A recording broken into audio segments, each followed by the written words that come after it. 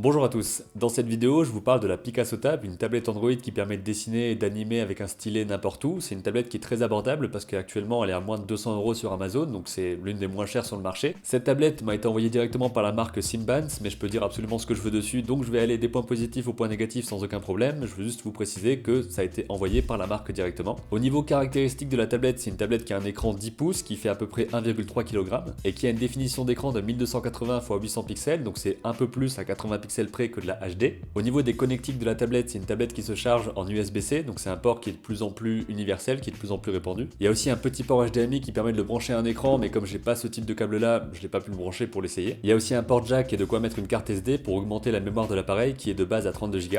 Passons maintenant au contenu de la boîte parce qu'il y a vraiment pas mal de choses à l'intérieur. Vous avez donc bien sûr la tablette, vous avez aussi le stylet, on va en reparler juste après, mais aussi une pochette de protection que je trouve pas très jolie, mais ça chacun ses goûts, hein. Le stylet qui tient, ce qui n'est pas le cas sur toutes les tablettes. Il y a une pile de rechange pour le stylet, et il y en a déjà une à l'intérieur du stylet dès le départ. Il y a le bloc d'alimentation avec différents adaptateurs pour le mettre un peu partout dans le monde, hein. Ça marchera au Japon, aux États-Unis, en Angleterre, un peu partout. Il y a aussi un petit truc en plus, c'est ce gant, donc un gant de la marque Symbians qui permet justement de ne pas dégueulasser l'écran et de mettre nos mains moites dégueulasses en été dessus.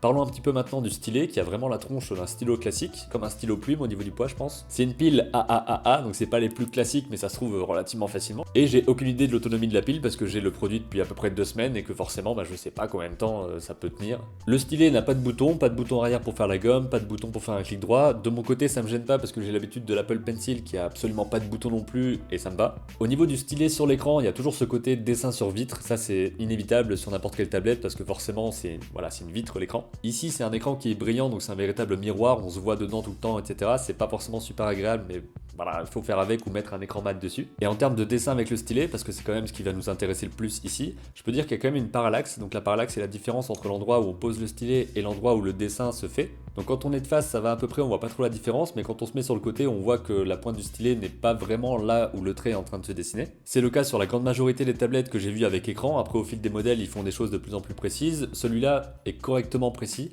mais je pense que c'est pas du tout le plus précis qu'on puisse avoir. Au niveau du rendu des couleurs et de la fluidité globale de l'écran, j'ai pas vu de problème particulier. Pareil au niveau de lancement d'applications pour regarder des films, pour des choses comme ça. Donc au niveau de l'utilisation internet classique, le fait d'aller sur YouTube, de chercher des choses sur internet, de regarder des vidéos, tout ça, ça pose pas de problème. À part sur un point qu'on a remarqué, sur lequel je reviendrai tout à l'heure, parce que maintenant on peut parler un peu des applications qu'on peut utiliser sur cette tablette là, parce que le but c'est d'avoir des logiciels de dessin et d'animation qui permettent de nous faire ce qu'on veut avec ce matériel. Il y a déjà plusieurs applications qui sont installées de base à l'intérieur. Il y en a une qui s'appelle Artflow Studio que j'ai essayé vite fait, qui avait l'air d'être assez simple et efficace. Et surtout l'application Sketchbook est déjà installée sur la tablette et je l'avais jamais vraiment essayé avant ce logiciel là, j'avais vu vite fait à quoi il ressemblait. Et j'ai remarqué que c'était un logiciel qui était vraiment très efficace. C'est la version gratuite qu'il y a dessus, il y a une version pro qui est payante mais on l'a pas prise. Quand je dis on, c'est parce qu'il y avait aussi Mélanie, ma copine animatrice, qui a testé la tablette beaucoup plus longtemps que moi, qui m'a fait des retours dessus et qui m'a montré un peu comment fonctionnait Sketchbook dans son utilisation et ça avait l'air vraiment efficace. Et pour l'animation, je dirais en gros que vous avez deux choix. Il y a Rough Animator que j'avais déjà abordé dans une vidéo sur la version iPad, je l'ai pas repris ici parce que je vais pas payer pour la version Android alors que j'ai déjà payé pour la version iOS. Et il y a aussi TV Paint Animation qui est une version Android gratuite et qui est assez intéressante à utiliser sur une tablette comme ça. C'est une version qui est limitée, c'est-à-dire que vous allez pouvoir faire tout ce que vous voulez dans votre projet, le sauvegarder, mais vous ne pourrez pas exporter votre travail en vidéo ou en image. Pour ça il faudra avoir une licence sur un ordinateur pour le faire. Bien sûr pour dessiner sur une tablette il y a un truc hyper important, c'est la pression du stylet pour faire des pleins, des déliés et faire des traits de différentes épaisseurs.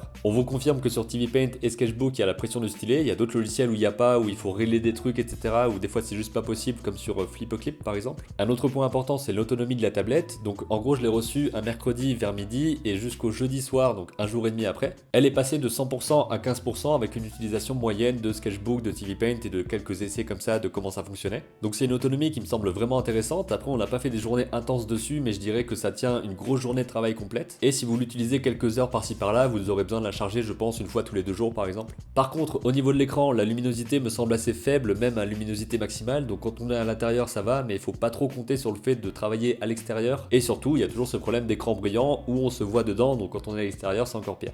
Et je vais finir sur 2 points assez négatifs dans l'expérience que j'ai eue sur cette tablette pendant 2 semaines. C'est d'abord le son qui est assez moyen, voire pas bon. C'est un son qui n'est pas rond, je sais pas si c'est ça le terme, mais il me semble un peu métallique. Ça fait très métaphorique, je sais pas si c'est des vrais termes pour le son. Pour la comparaison, voici une vidéo avec le son de la Picasso Tab. Getting rid of things so that I know exactly what I can manipulate in my life and just less things to worry about and I have complete control over the small amount of things.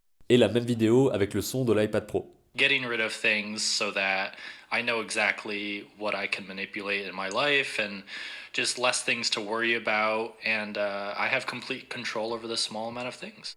Et autre petite chose qui n'est pas non plus très grave, mais je voulais quand même le préciser, c'est que l'écran prend vachement les marques de doigts. Les marques de doigts, les doigts. Donc il faut toujours se balader avec son petit chiffon pour pouvoir enlever tout ça et voir quelque chose. Après c'est un peu le cas aussi sur l'iPad hein, par exemple, c'est sur tous les écrans en général, dès qu'on touche à un écran tactile on fout des traces de doigts partout. Par contre un truc un peu plus étonnant c'est que je sais pas trop quel matériau ils ont utilisé pour l'arrière de la tablette, ça a l'air d'être du plastique mais je sais pas si c'est un type particulier. Et bah même là-dessus ça a tendance à prendre vachement les... Donc le dos a tendance à prendre pas mal les traces de doigts aussi, on peut le nettoyer assez facilement mais je comprends pas trop pourquoi. Bien sûr la question que vous m'avez posée vachement quand je vous ai parlé de cette tablette c'est est-ce que c'est mieux que l'iPad Pro, est-ce que l'iPad Pro machin et tout. Non, ce n'est pas mieux que l'iPad Pro, mais vraiment pour comparaison, là vous avez tout pour moins de 200 € et mon iPad à côté il a coûté je pense 800 rien que l'iPad et il fallait rajouter 100 € pour le stylet. Donc là c'est un matériel qui coûte 4 à 5 fois moins cher que ce que j'utilise d'habitude, donc évidemment les sensations ne sont pas les mêmes, la qualité n'est pas la même en termes de produit en lui-même, en termes de design, en termes d'ergonomie, mais pour ce prix c'est vraiment tout à fait correct. Donc si vous voulez pouvoir dessiner, animer avec un stylet assez confortable, une tablette qui n'est pas trop lourde et en même temps pas trop légère, j'ai vraiment un problème avec le poids, et pour regarder des films, des vidéos avec un casque, vu la qualité du son extérieur, la Picasso Tab pour moins de 200 € fera très bien l'affaire.